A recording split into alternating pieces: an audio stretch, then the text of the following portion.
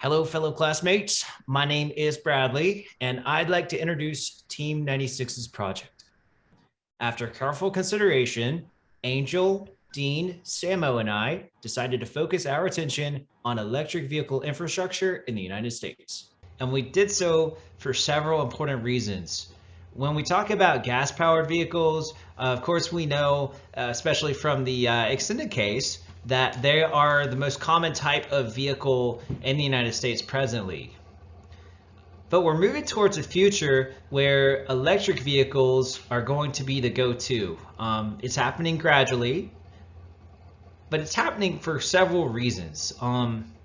Environmental effects, climate change, gas-powered vehicles give off gases that can affect the climate in several negative ways. They can contribute to global warming, and they're poisonous to people. If people are subjected to those gases, it can cause health effects, and we definitely don't want that to happen. And what we found is electric is a better option because it doesn't really rely as much on gasoline, which means that it's not subjected to inflation quite as much. Inflation can drive up gas prices, as we've seen recently, as well as world events. For instance, the ongoing war between Ukraine and Russia and the sanctions against Russia that have happened because of that have brought up fuel prices, hopefully just temporarily. But that has definitely happened. And electric's not really subjected to that as much.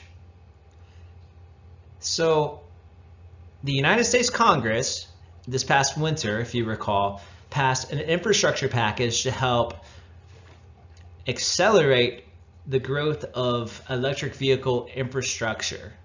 If we look at the map over here to the right, as of today, 2022, we see that a lot of infrastructure is already in place along the West Coast, in the Northeast, and we're starting to see more and more in the Southeast and just west of the East Coast in places like Michigan and Ohio.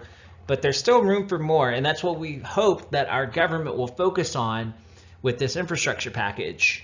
There's a lack of electric infrastructure in a lot of rural places like in the Midwest, outside of Denver. We just don't really see much in that area there, and also the need for subs here in the Southeast. And that way, we can increase the travel range of EVs because without electricity, they can't go. We see that's kind of taking place on its own as far as the development of those cars over the past decade. New technologies have allowed automakers to make those vehicles able to go further, especially with Tesla, if you recall the extended case. But other automakers are catching up with Tesla and their technology, so that's definitely a good thing for consumers. And we can see that there are savings that go along with electric vehicles, and those savings are increasing with time as range increases. So that's definitely good to see. We're definitely making progress.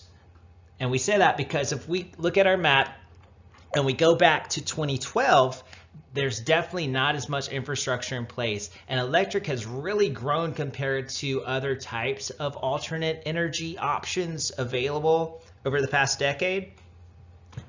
EV has grown over 16 times from what it was back in 2012. And if we compare that to other types, we're not really seeing that much growth. No other type on this chart has even doubled over that span. So it looks like automakers have picked up on the best way to do this, and our government too. They've all chosen electric.